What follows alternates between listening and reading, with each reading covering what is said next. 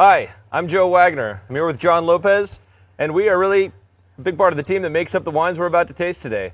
So we hope we have a great time enjoying these Copper Cane wines, and we hope that you guys are enjoying a moment with the Total Wine & More team. I want to just take a moment and say Total Wine & More has been a phenomenal partner. The education that they provide in fine wines is second to none, and you guys are in great hands wherever you're at. So let's be as interactive as we can today. Shoot us some questions at hashtag TWM Live, and we hope to answer as many as we possibly can. So, I think one important thing is that every year we start this and we get into these long dialogues about the history and all that, and we're definitely going to get into that. But first I want to go ahead and make a shout out to Palm Beach, to Linda Edwards, because she gave us the recommendation to just get started in tasting and then start telling the stories. And I completely understand. So we don't want to hold you guys back from these delicious liquids that are residing right in front of you. So we'll go ahead and get started with the Tuli. And I also want to extend a major apology out there to Mr. John Edwards, her husband, for all that he must have to deal with. Nicely said. All right. Well, why don't we go ahead and get started on the first wine. We're tasting the Tuli Chardonnay. This is a Sonoma County Chardonnay. It's got a great story behind it, though. As us being predominantly red winemakers, when we started getting into Chardonnay, it was really a new venture for us. But taking a lot of the experiences that we had in Pinot Noir really allowed us to, I think, treat Chardonnay in a slightly different way. So as we pick this up, give it a taste and a smell, I want you guys to think about this cool coastal region. What Sonoma has to offer is very diverse. So when it comes to these cool climate varieties like Chardonnay, we look for some of the cooler regions out there. This is from the Carneros region as well as the Petaluma Gap. So southern Sonoma, closer to San Pablo Bay, a little more coastal influence. So you retain that nice bright acidity and that liveliness on the palate. But you still have those beautiful tropical notes. Yeah. And yeah. We were just commenting earlier when we were pouring this wine, you can almost smell the balance of, it's like a lemon pie, creamy, and then you get a bright acidity on the nose. So, and a beautiful color. We were just commenting on the color. Just very nicely balanced wine. And I think balance is a very important thing to talk about in wine, because the definition of balance is really not discussed all that broadly. And just let's take a moment to discuss that. So balance for me is a play between the acidity of a wine and the natural structure of a wine. So when I say that, I mean the viscosity or the weight, the feeling of the wine on your palate against that brightness or acidity. If you have something that's overly structured or overly tannic with too much acid, it's going to bind up and really tighten up, and you end up kind of losing those fruit tones. On the opposite end of the spectrum, if it's low acid and has very low structure, it almost comes across as porty, and you end up kind of losing that sort of structure, and it doesn't really beg you back for another bite or another sip of what food is in front of you, or another sip out of the glass. So structure is a very important thing, and as we taste through each one of these wines, we hope you see those differences based on varietal. As you know, Pinot Noir may be lighter in structure but higher in acidity. Cabernet, the opposite. So it should be fun to kind of play with that structure. Just to accent a little bit what Joe was saying, perfectly said. To me, a balance is very similar to what he's talked about, and then accented when you have a glass of wine and it basically has these waves on entry, on nose, the middle palate being fruit forward, and then you get a mouth-watering effect. We call that a sweet and sour effect, where the acid is balanced, where it's not tart. It's just enough to stimulate your palate to get you to go for another glass. So when you're sipping on a nice balanced wine, you always want to go for a second sip, and it never becomes cloying or tart, and it usually melds in perfectly with all the foods, the salads, fish, whatever the case may be. But that's what balance is. It basically, from start to finish, it's basically asking for another sip until usually the bottle's gone. Yeah. Or the glass. Which So there's a lot in a name, and the name Tuli was a Wapo village. The Wapo Indians are who resided in this area in Sonoma, and they had a village they called Tuli. translated in their language to the word sharing. And so when we were looking at how we wanted to go about making this wine, where we wanted the grapes to be coming from, and the style we would be trying to achieve, we really looked to this region as kind of the epicenter of the style of wine we wanted to create. And Tuli seemed to be a great historical piece to that storyline. And then, of course, as soon as we found out it meant sharing, I thought it was just a perfect explanation to, I think, what wine is all about. At the end of the day, we're just trying to make everybody's lives a little bit better. Yep. Joe, I don't know if you want to talk about the freshness and the way it's preserved, you know, with the way we finish off our packaging with the... Yeah, so this wine tastes very fresh and expressive as we made it in the bottle. So the debate between closures is I think a great thing to talk about. You know, cork being the classic with a foil. We do everything from cork with foil, cork with wax, to screw cap. Screw cap, as we've found, in particular for a wine that we expect to be consumed within the first few years of its life, and we want it to be just as we intended from the winery into the glass. Screw cap has been the optimum closure. So we have migrated many of our wines over to screw cap.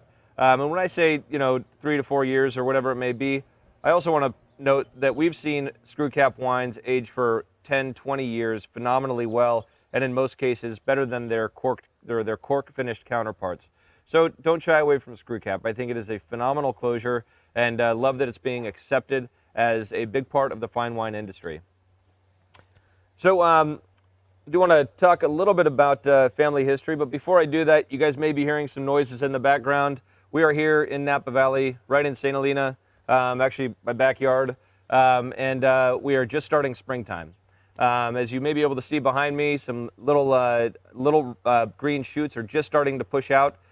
We have this beautiful weather finally after a very long winter season, very rainy here. Rain for us is our difficult point of the difficult part of the winter, so it's not all that bad. But we had a very late spring, so we'll see how that translates into maybe a later harvest season. But overall, we're off to a great start. And you may hear some tractor noises in the background. There's a lot of cultivation going on this time of year, taking those cover crops that have grown, in this case, to a pretty wild character. So they're quite bushy out there.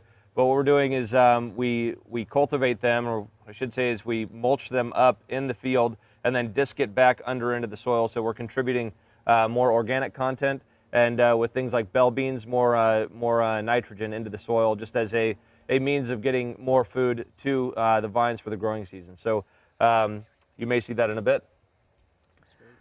Shall we jump into the Elouan Pinot Noir? Yeah. All right. So Oregon. Oregon is a phenomenal place to grow Pinot Noir, and as we're learning now, Chardonnay as well.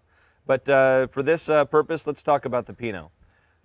They started planting Pinot up in Oregon about the 60s, 70s, and I think it was a bit of a risky time at that point, but they realized quickly it was a great varietal for the area, meaning very cool weather all along the coastline up there, from Willamette Valley all the way down to Rogue Valley, and we're starting to see, I think, the benefits of all of those years of experience take hold, and Oregon really having a lot of interest out there. So, being that we started in Pinot Noir, back 2001 was our first vintage, and mostly, obviously, California, but curiosity brought us to Oregon. I originally went up there in 2006. We ended up not doing anything at that point. I started having kids, and it just got, you know, a little bit difficult to get around.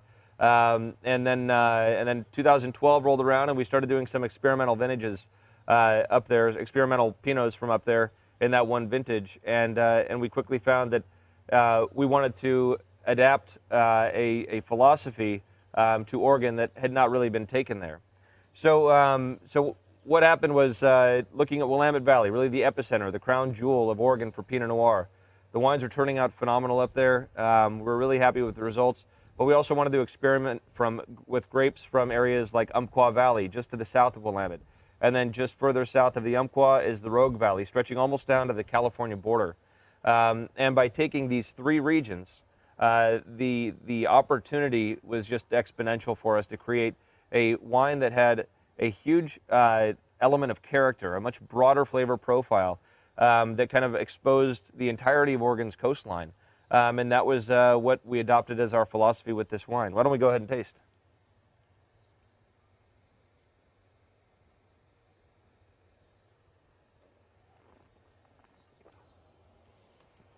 Again, to comment a little bit of what Joe was saying, here again, using, we have Umpqua, Rogue, and Willamette. We talked about balance. To have a brand continue to grow and maintain a quality and a balance, we have experience doing this. We understand these great areas, and that's a big plus in having a wine that will grow with us. And we understand that we'll have three specific areas that would allow the balance and allow quality to always be very consistent. So that's very important as this brand becomes more and more popular. And consistency is something I think that should be touched on. One issue that we've had with Willamette Valley is that in cool vintages, it can be inconsistent in style. And we really pride ourselves on maintaining consistency in all of our wines from vintage to vintage. Of course, we'll have vintage variation, but whatever we can do in winemaking and farming and fruit sourcing that we can do to limit that, it gives us a much better opportunity to provide a fantastic wine, vintage upon vintage, to well, the customers abroad. So really excited about this wine. It's been very well received, fortunately, and I think it shows a great side of Oregon. So as we can get into some of our philosophies in winemaking, what makes our style of wine a bit different? This Elouan Pinot Noir is a bit more opulent than what your normal Pinot Noir in Oregon might be. I think that Oregon has gone through a period of trying to emulate Burgundy, much like California did. Whether you're here in Napa growing Cabernet, trying to emulate Bordeaux, or you're on the coast of California trying to emulate Burgundy. We're in a totally different terroir here.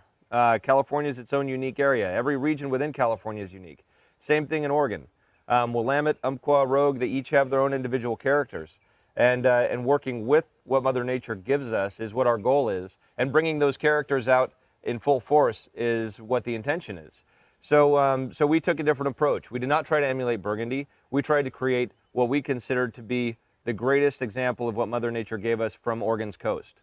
So we feel that we've really captured, I think, the terroir here. But why is this wine a bit richer and a bit darker than you may typically expect out of Oregon?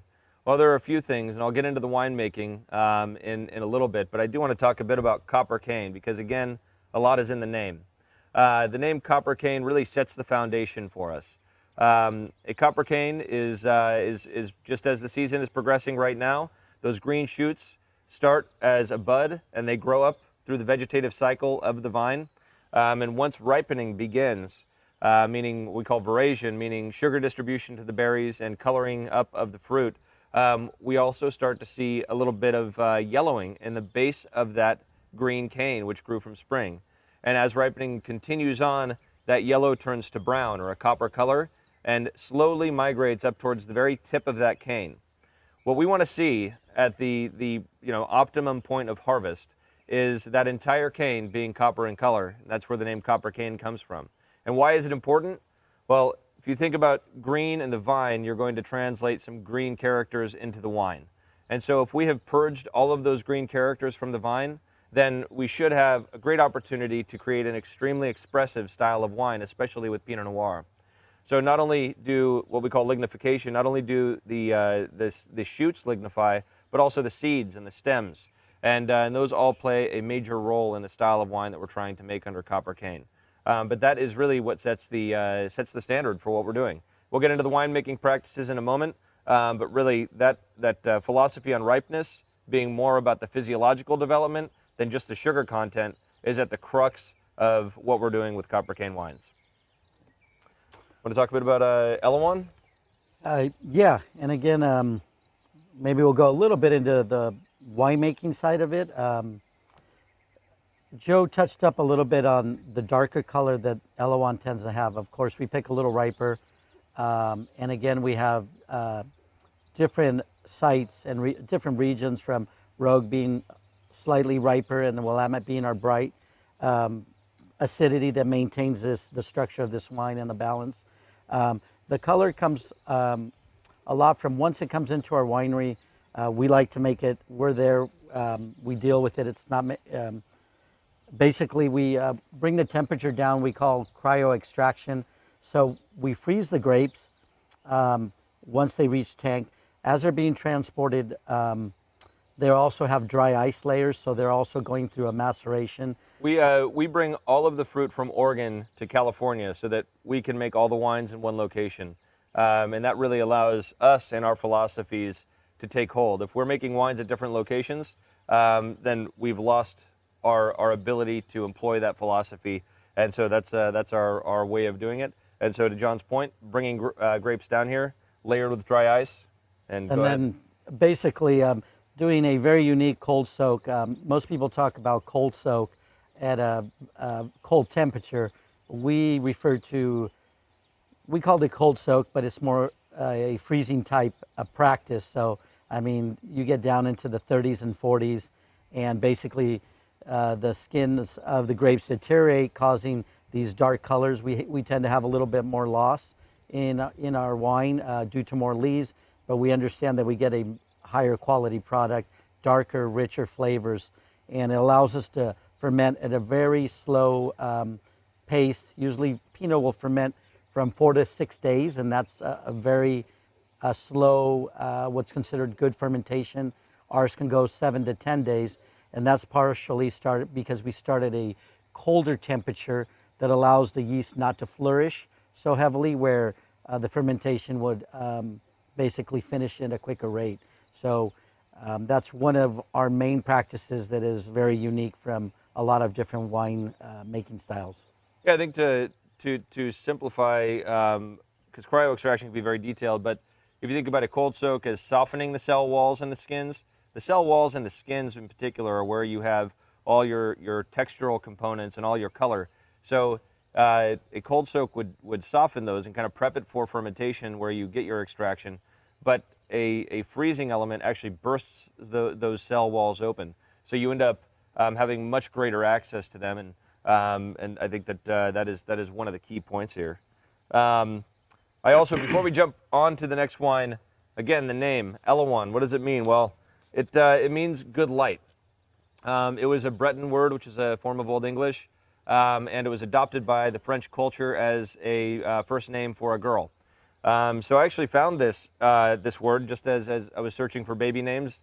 I've got 6 kids, and so I had to figure out quite a few names. So Elouan was one of those names, and I thought it was always a beautiful name. And you know, came to a point when we were looking at Oregon and what really differentiated Oregon from California's coast. And really it came down to it's much cooler as far as temperatures or average temperatures go throughout the season. However, there's more sunlight. At summer solstice, the longest day of the year, there's 45 minutes more in the Willamette Valley than there is in our most southern growing region where we farm in Santa Barbara County. So you compound that over days and weeks and months, and that photosynthesis, or that increase in photosynthesis, has a profound impact on the character of the fruit and therefore the wine. So the ripening cycle is quite different from how Pinot Noir ripens on the coast of California, and I think it's important to note that those differences create a very different style of wine. And I think that going from Elouan here into the Boen is a great example of the differences in how these regions ripen. So Elouan means good light, and that is due to the fact that Oregon ripens primarily through photosynthesis, where we have a bit of desiccation in California, or dehydration in California. So fun stuff. Yeah. Shall we jump into Boen? All right. Boen, this wine is a very exciting wine for us. We just released this as this particular bottling here, but Boen started in about 2015.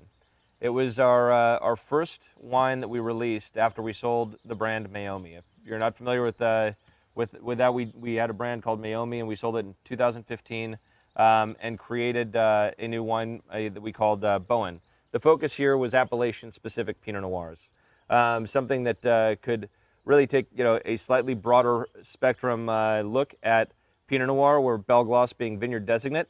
We wanted to take a few different vineyards from within one region and put them together and create something that was maybe all-encompassing of that region. Well, the next generation of that wine is what we're tasting now.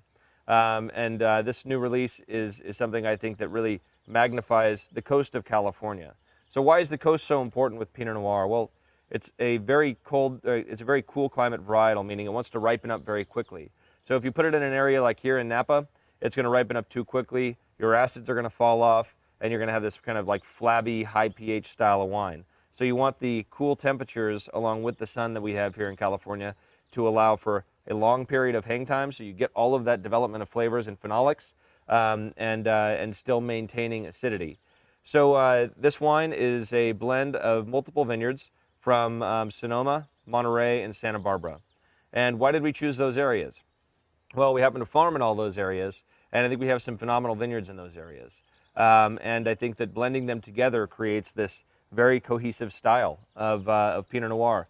It's a style of Pinot Noir that kind of runs the spectrum of what people would expect from a Pinot. It's got that nice, bright character to it, but still some of those really rich fruity core characters as well. And each appellation contributes its own unique thumbprint, making this kind of a very broad profile wine. And I think most importantly, a wine that pairs with a huge range of foods. And at the end of the day, most of the time, I should say, wine is intended to be paired with food. And I do believe that Pinot Noir of all varieties is the best food pairing wine out there. The reason I say that is because it has acidity, and it also is not overly structured. So it can go from, a nice pasta dish or a heavy fish dish all the way up to a steak. Whereas with Cabernet, you're thinking more red meats and very heavy dishes, and whites are much lighter. So Pinot Noir really ranges much more broadly than most other varietals. So bringing this Boen Pinot Noir back into the fold in kind of a multi-region sourcing philosophy gives us a huge sort of ability to create something very unique. I would encourage, as we're talking, please taste the wines. You can go back and taste the different wines we've talked about. But this one is a prime example. The nose is beautiful. The prime example where you can really pick up, the Santa Barbara County area, Monterey, Sonoma. This one is Monterey, Santa Barbara, and Sonoma in that order. You can tell the structure of the San Lucia Highlands tends to bring that nice backbone to this wine. And then you have the beautiful, what we call Christmas spices, brown sugars, sometimes a clove. That's the uniqueness of the vintage every year that Boen brings, is those little differences every vintage that add a special vintage.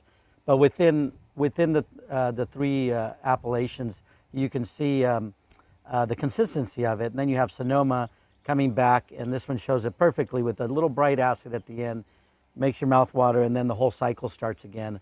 One of my favorites to accent what we try to do with the three beautiful regions of sourcing fruit.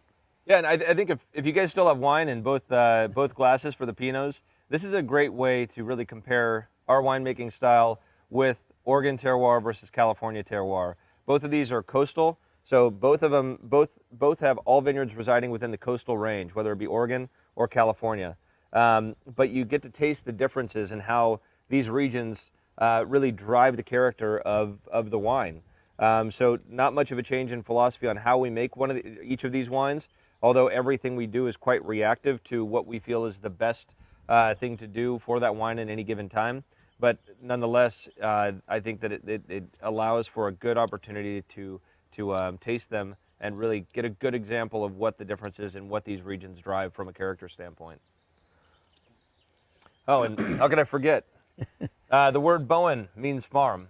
And, when we sold Meiomi, we made a decision to continue farming and to invest more into farmland throughout California and up into Oregon.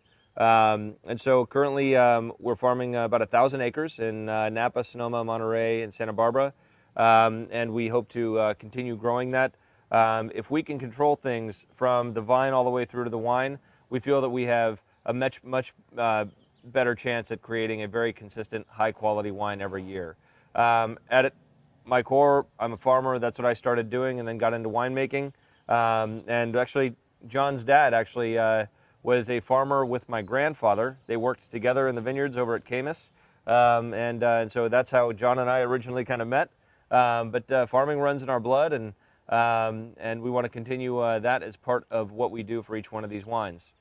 Another thing on this regarding the packaging, if you guys haven't looked at the bottle, we have 4 different wines under Boen, and the label itself was actually a piece of barnwood that we laser etched and then printed, and you'll see some of that wood grain in the background. So taking from each one of these regions and creating a different label, something unique and something kind of fun, tying back to the history of these regions and the farming elements. So if you get a chance to look at the differences between the Triap and also the Russian River Valley, Santa Maria Valley, and Santa Lucia Highlands, you'll probably find them on the Total Wine and More shelves.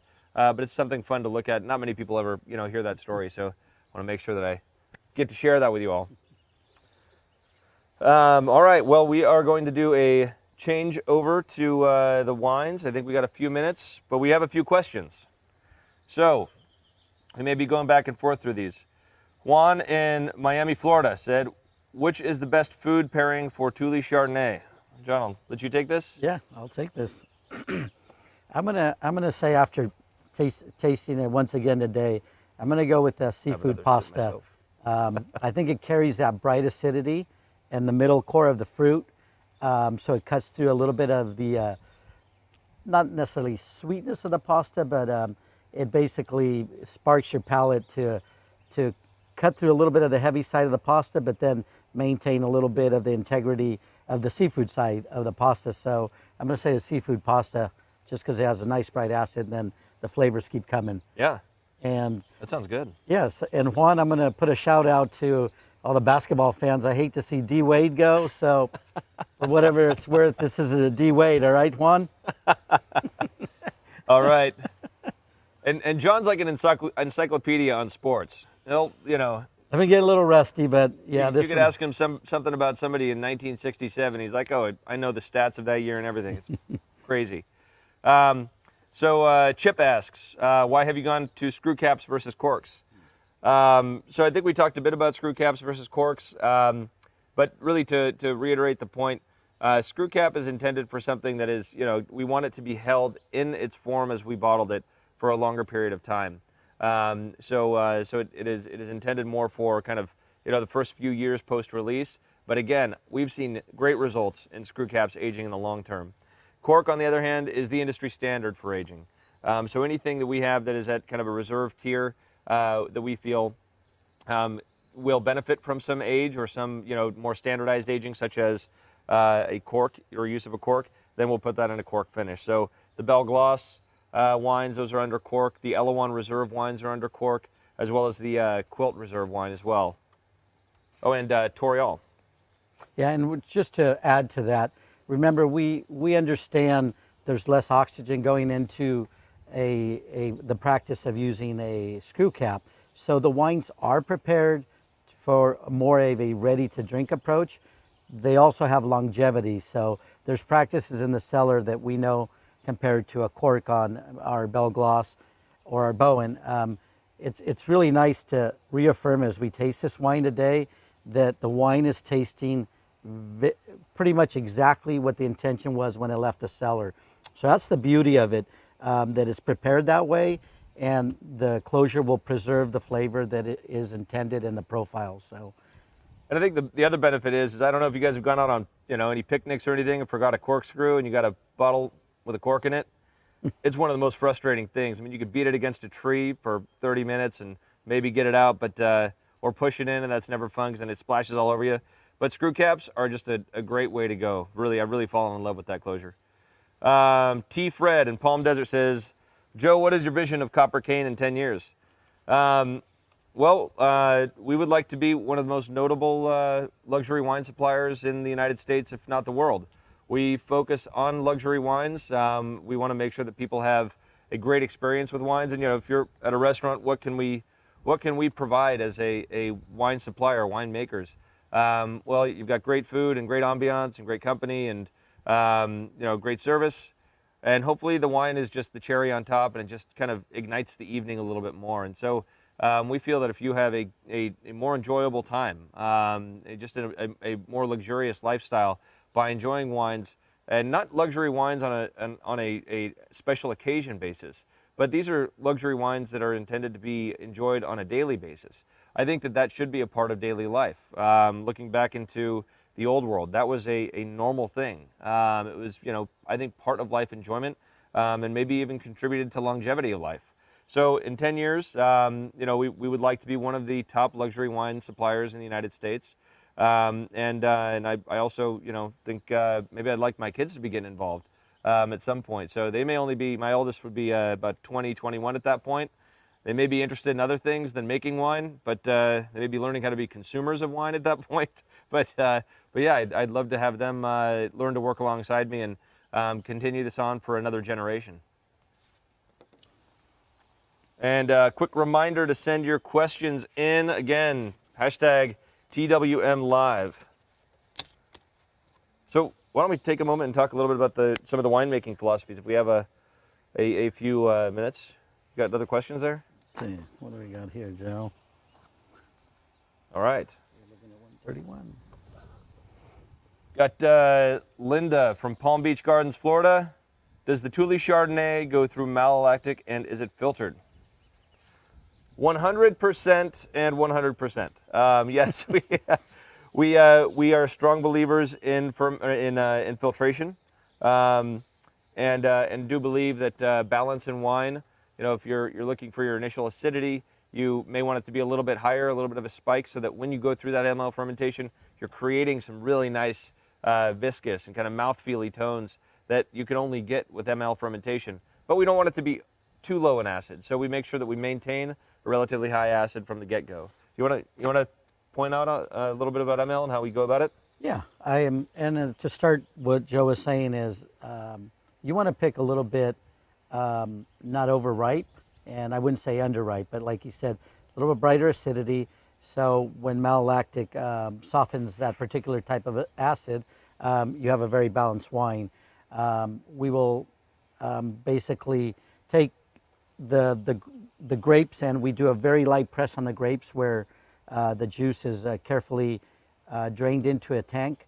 We settle, depending on the wine, the vintage. Sometimes we will stir some of the lees in the tank, and it will take some of that wine and also ferment in barrel, depending on each year. I would say it's stainless steel barrel fermentation, and we have variations on each vintage. Yep. To create some unique flavors. Yeah, we like a lot of diversity in what we do. When people ask us how much new oak do we use, well, I'd say that, on our Pinots, as an example, we start off with about 50% new.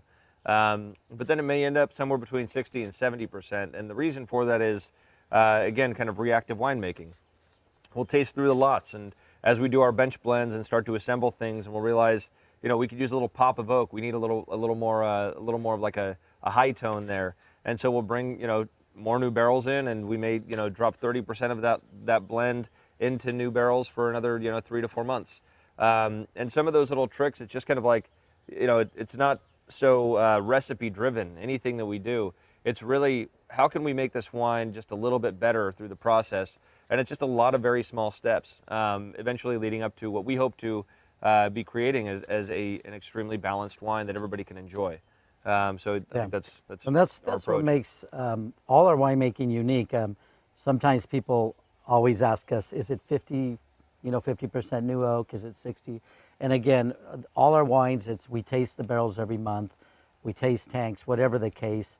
Sometimes we will rack wine that's in barrel after 4 or 5 months and leave it in stainless because it has just the perfect flavor profile. Sometimes we'll take a stainless steel fermented wine and just let it, as Joe calls it, a little love affair with some French oak for a month, and then let it be. And those never last, by the way, those love affairs with the French.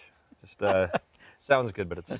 So anyways, you get the picture. Speaking of love, I have a question. Well, it's more of a statement. This is Kelly from McLean, Virginia. I will be in Napa next month. I would like a one-on-one dinner with John at Bouchon. Okay. He's taken. Right? Talk to Anita. All right. All right. Well, I assume that everybody's got their second set of glasses poured. So we're going to jump right back into another Pinot Noir and start on the Belle Glos. So, Belle Glos, why don't we all grab our glasses and take a quick sip of this, and we'll start discussing it. By the way, there was a nice nice shout out by Kelly Clarkson, a country singer. I don't know if you saw it. She had a glass of wine. I happened to be going through some of the YouTube country singing stars, and I ran across. She was, I think it's Minute and Wine or something like that. But it caught my attention because you rarely see people enjoying a glass of wine. And she was talking about how to take a step back and, enjoy wine, smell the roses. And then she was saying how she enjoyed Belle Glos, and she said there's nothing better, and that's what she was drinking, and that's what she drinks up on stage. That's great. So, I haven't seen a clip of it yet, but thank you, Kelly Clarkson. We're glad you love the wines. If you're drinking it out of a coffee mug, that doesn't bug me either, as long as you're enjoying it. So Belle Glos, as you may have tasted here, moving from Oregon with Elouan to the tri-Appalachian coastal philosophy with Boen, into a very singular philosophy with Belle Glos. This is from the Las Alturas vineyard in Santa Lucia Highlands, and I'll talk a little bit about the vineyard before I get into the history, because I would like to touch on the whole family history. But Las Alturas in Santa Lucia Highlands is a very, very special region. It's coastal, so you do have cool temperatures. It comes off of Monterey Bay, but because of a mountain range that separates the Salinas Valley, where Santa Lucia Highlands is, from the Pacific Ocean, you have all of these weather patterns being kind of skirted up north. So you don't have a lot of precipitation.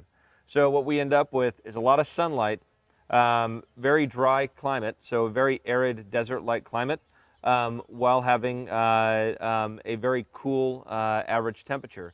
So it yields something of a more intense wine with a very firm acidity.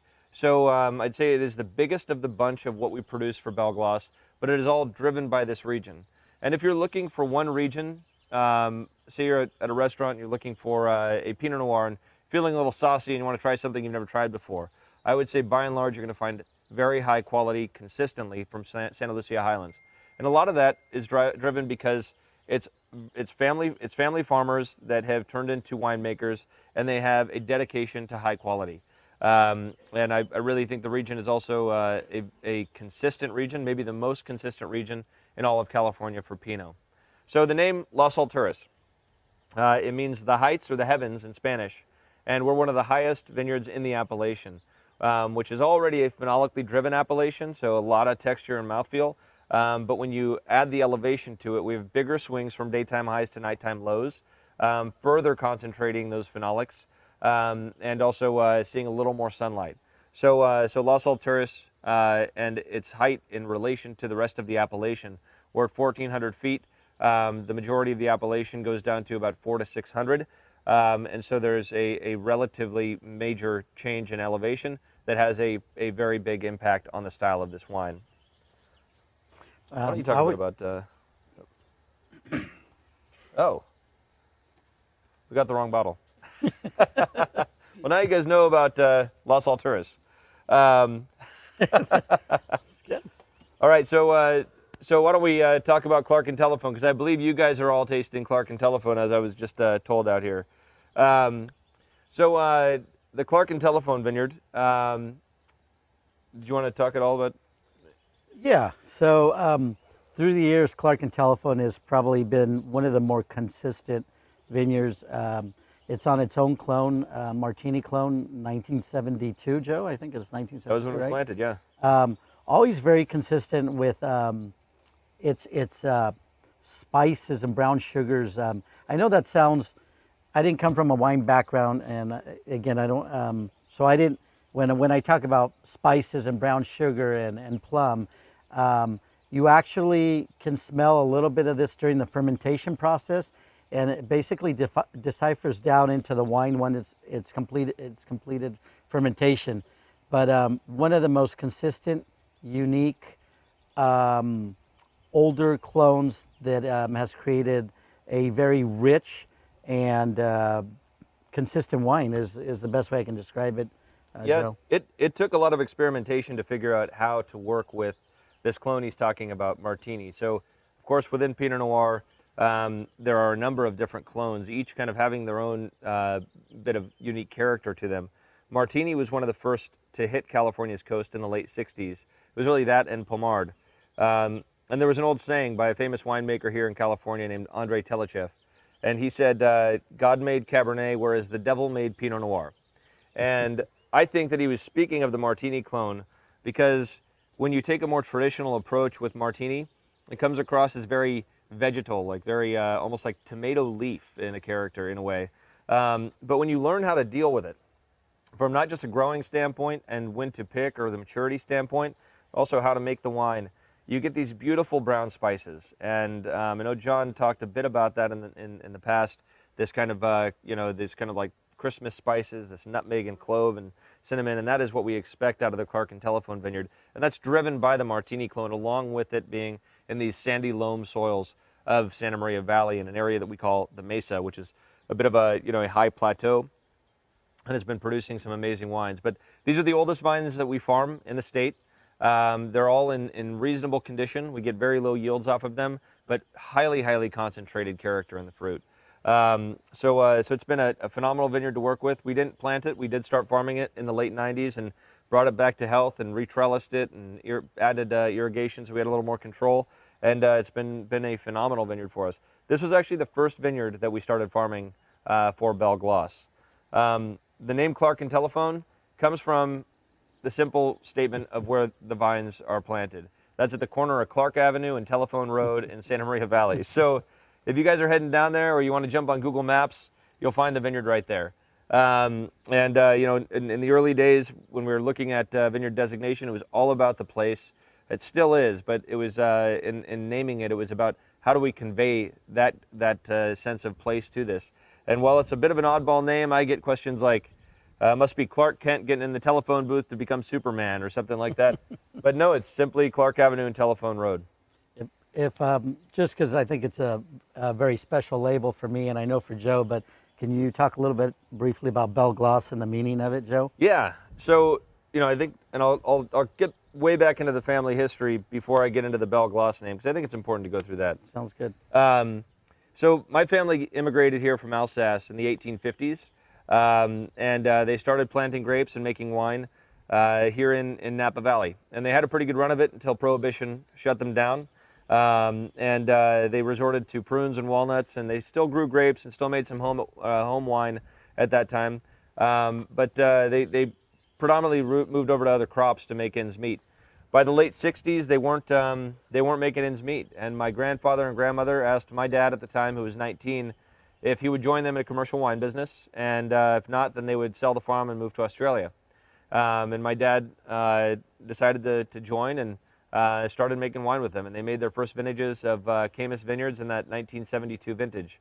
And at that time, my grandfather would say that he thought Riesling and Pinot Noir were going to be the two mainstay varietals for Camus vineyards. Well, this is Napa Valley, and those varietals do much better in the coastal regions, so somewhere cooler. And they quickly realized that the Cabernets were turning out to be phenomenal, and they focused their efforts on that. And today, as we know Camus, it is synonymous with Cabernet Sauvignon from Napa Valley. So, the curiosity continued on, and my dad began to make the wine, and I think he was one of the first guys to really kind of take that Bordeaux philosophy and throw it to the wind and really try to extrapolate what Mother Nature gave him here in California, and did a great job of it. And that curiosity, when I came on board and started working with him, continued on, and started playing with Pinot Noir. Planted my first vineyard in the late 90s, and it was a Pinot Noir vineyard on the far Sonoma coast, and didn't know really what the hell I was doing. It was just kind of out there and learning and working and having fun, but really dedicating myself to a career in the industry. And so started making the wines off of some of these Pinot vineyards. And 2001 was the first year that we had something that really had, character that we felt is what we wanted to reflect. And 2001 was our first vintage of Belle Glos. It was from Clark and Telephone Vineyard. It was only known, though, as Santa Maria Valley at that time. We began vineyard designating in 2002. But before we went to bottle, it was, what are we going to name this wine? And we kept going round and round about different coastal names and whatnot. And the one name we kept coming back to was my grandmother's maiden name, Lorna Belle Glos. And she was a huge part of the establishment of us in the wine industry. And she was always behind the lines. She cooked for the crews. She ran the bottling line, did all the bookkeeping, helped out with the tasting room, and was a big part of the success of my family in the wine business. And she was an avid lover of Pinot Noir. So it seemed to fit perfectly. And so I went in and I asked her, what do you think of the name? And she said, oh, don't ruin this bottle of wine with my name on it. And as I think any grandmother probably would say.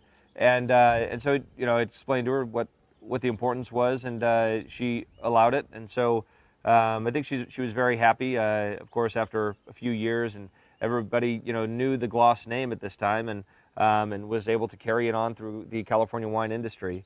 She was an amazing woman. She lived to the age of 98 years old. She drank wine just about every day of her life, never overconsumed. But definitely enjoyed it thoroughly. Thought it was a part of every meal except for breakfast. I never saw her drink wine at breakfast, but thought it was definitely a part of the dining experience. So I would say that Belle Glos is an homage to her and what she's done for our family in this business, and happy to carry that legacy on. And just to comment, one of my favorite labels. I started working with Joe's father 20 years ago, so I've been working with the Wagner family 20 years. Now with Joe, just solely for Joe the past, we've been working for years making wine there at Camus. But if you could imagine a picture at one time with Joe's grandfather, his grandmother, his dad, Joe there, and then some of the kids all running in the winery, with his grandmother's house right in the center, and then just going there, having breakfast with her, or just having lunch. So that's kind of how we were brought up. This is how we make family wines, and that's why everybody within the team is very closely connected, and we're one big family on top of a big family. So it's yeah. It is a big family, is what it feels like, for sure. We'll jump into the Torial. So Torial Red Blend. This is a blend of Zinfandel, Grenache, and Carignan from a few different appellations within Sonoma, mostly the warmer regions like Dry Creek area and Knights Valley and Alexander Valley. So what we're doing with this wine is really, creating a red blend that has a little more definition to it, taking a bit of the character of the old vines that we have in the Zinfandel side of things, and adding a little flair to them with the use of kind of the spice of Grenache and this kind of like very bright berry note that we get from Carignan.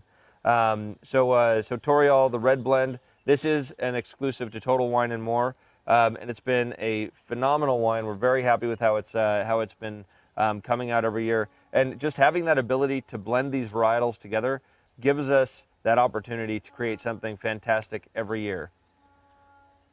I don't know if you guys can hear the wine train, but if you can, I apologize.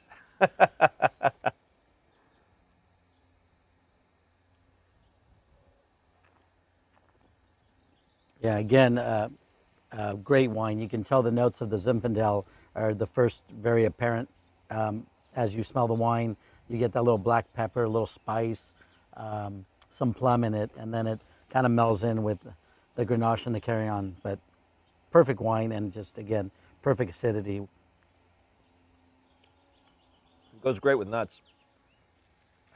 All right, as we taste this wine a little more, we can talk a little more about the philosophy of Torial. We also do a Cabernet from Napa Valley under the Torial name. The name Torial means by way of, and really our intention with this wine is, currently we're doing two wines, a Cab and a red blend, is to showcase a very definitive style by way of where the grapes are grown or what the varietals are, and that's where the name came from. So I hope you guys have enjoyed this wine, as we've really loved making this wine. This has been a very, very fun project. Let's see, a couple quick questions. One from Chip. Does Meiomi still use your grapes? The short answer is no. The last vintage that we worked with Meiomi on was 2015. Let's see, from Chris Rubio, I've heard you are opening a restaurant. When does it open? Thank you, Chris. Yeah,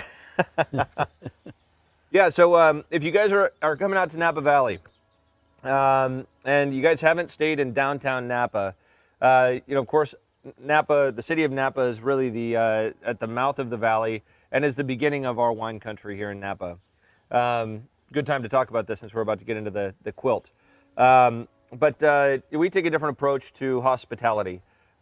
We don't think that standing across a bar and paying $50 for a couple 1-ounce pours and getting a half-assed story is really what people are looking for. We want people to have an experience. So we have a property that we use for special events up towards Calistoga.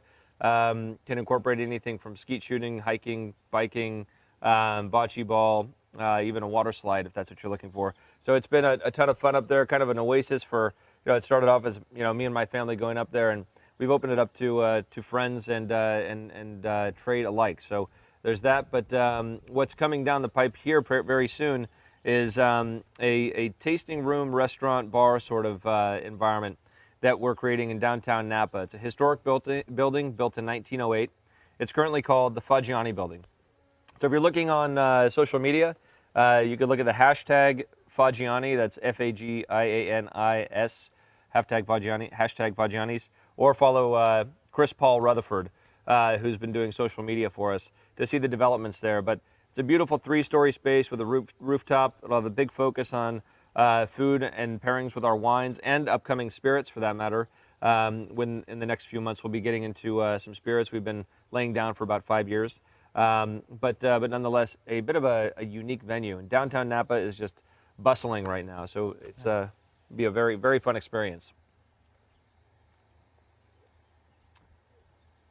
Why don't we taste the Napa Valley Quilt? So John and I started playing around with Cabernet as early as 2004, after we kind of got our feet wet in Pinot Noir, and really, I think, developed some great elements, well, really during the Pinot Noir development days, that translated very well into Cabernet Sauvignon.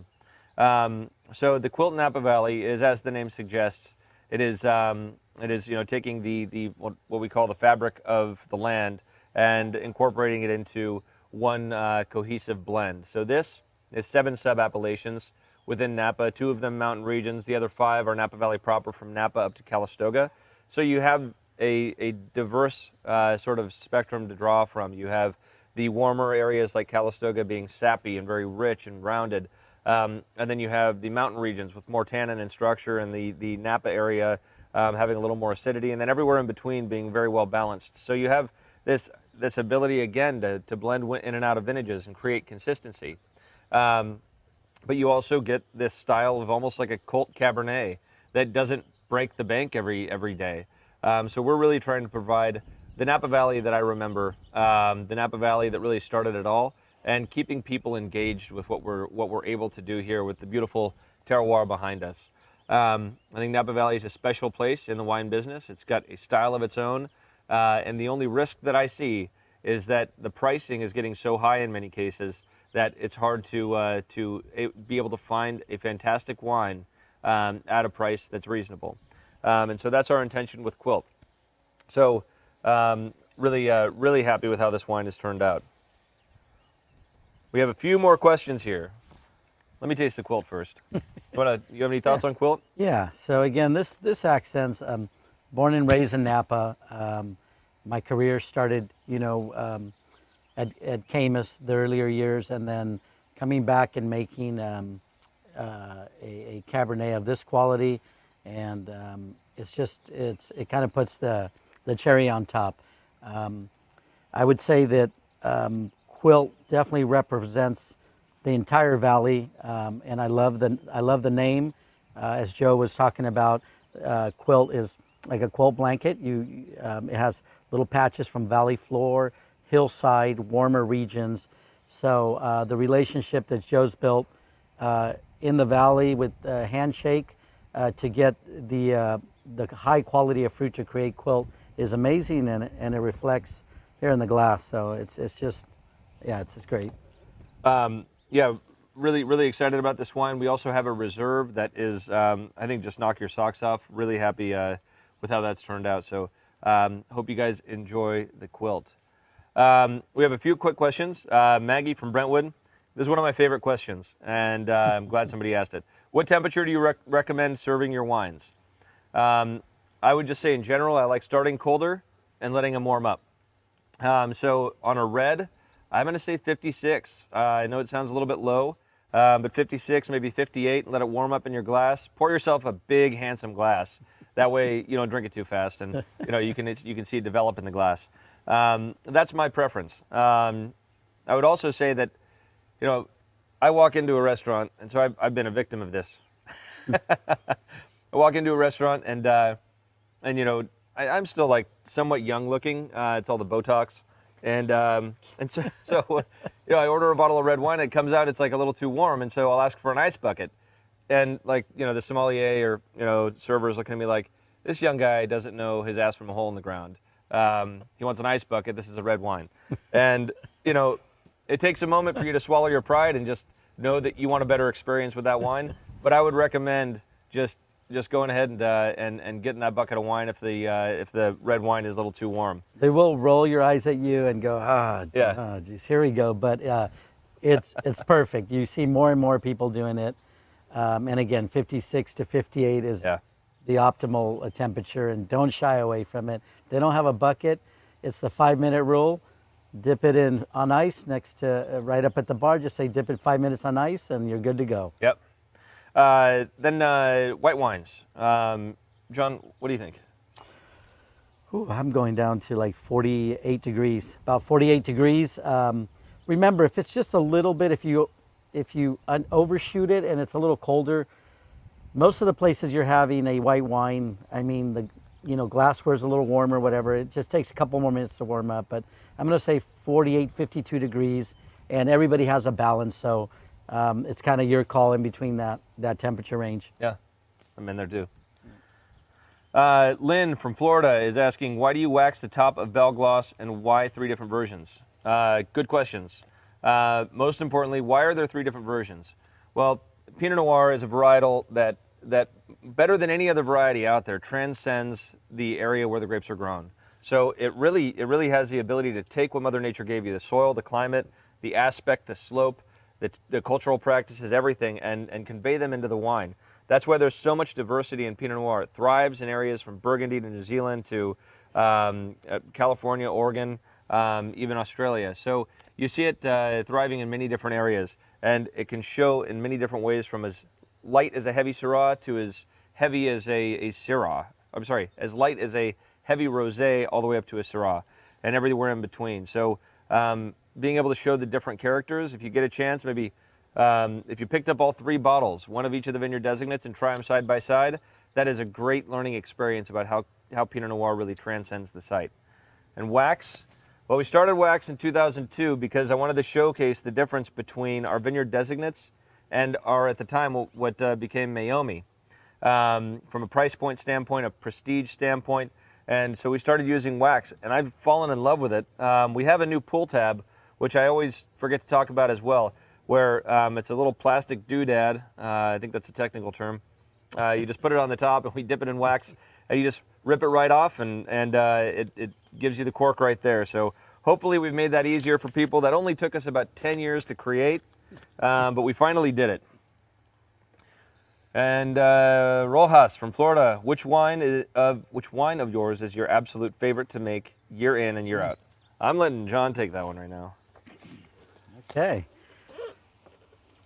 I'm going to say, I'm going to have to pick 2. I can't. So I'm going to say Belle Glos. Belle Glos is probably my favorite. And again, it's what Joe just kind of brought up is the ability for the fruit that comes in to able to represent its region, its area, its soil type. I'm always amazed. Again, I did not come from a wine background. I was taught everything from the ground up. So I was always skeptical of everything. This is what I started with and kind of went through the process of learning. Kind of wowed me getting fruit from San Lucia Highlands, from the Los Alturas Vineyard, then from Clark and Telephone, and then from Dairyman. So number one, and then I have to go into Cabernet Quilt. I think we're all meant to make Cabernet when you're in the Napa Valley and make it good. So I think we were supposed to make Cabernet, and I think we have the best resources. It's the most experimental type of grape that you can get away with, maybe not making grave mistakes, but in order to make great wine, you have to push the envelope. And Joe and I have been pushing the envelope where we had made mistakes. If you're not making mistakes, you're not trying hard enough. So those would be my top two. And again, for different reasons, I love the name Belle Glos. I love what it stands for: family, tradition, and Joe's respect for his grandmother. And then once again, Quilt Cabernet, as we grew up here in the valley, and that's what we're supposed to make. And we're supposed to make a great cab, and we have some of the best tools to make it, and we have some of the best vineyards. So, yeah. I've got to agree with John on the Belle Glos. Obviously, pulls on my heartstrings. Got a lot of experience with it, and love the just kind of the soup to nuts aspect of it. Being able to tweak one thing in the vineyard, and see how that lot turns out in the cellar, and just continue to evolve and adapt as we go along. Cabernet is kind of my second love on making wine and also grape growing. It is. You got a happy face. I have a happy face. Thank you, Jessica. Thanks, Jessica. You have any rainbows with it? Really,